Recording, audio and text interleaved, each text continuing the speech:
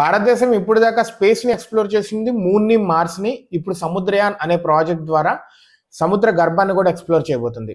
ఈ సముద్రయాన్ అనే project national institute of ocean technology Chennai వాళ్ళు చేపట్టారు.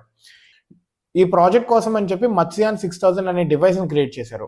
విష్ణువు మరో అవతారం మత్స్యావతారం ఈ పేరు పెట్టారు డివైస్ కి, మత్స్యయాన్ 6000 అని.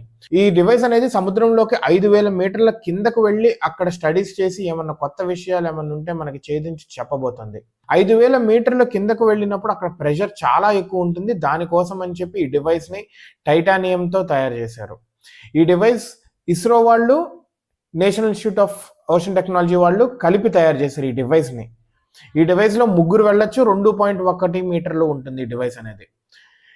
మన భారతదేశం వాళ్ళు ఎప్పుడు ఏ కొత్త పరిశోధన చేసినా తక్కువ కాస్ట్ లో ఎక్కువ అవుట్పుట్ వచ్చేలా ప్లాన్ చేస్తారు. ఈ డివైస్ కూడా అలాగే చేసి ఉంటారని నేను ఎక్స్పెక్ట్ చేస్తున్నాను. లెట్ us see భారతదేశం సముద్రంలో కొత్త కొత్తవి కనుక్కొని ఎలా చెప్పబోతుందో మనకి.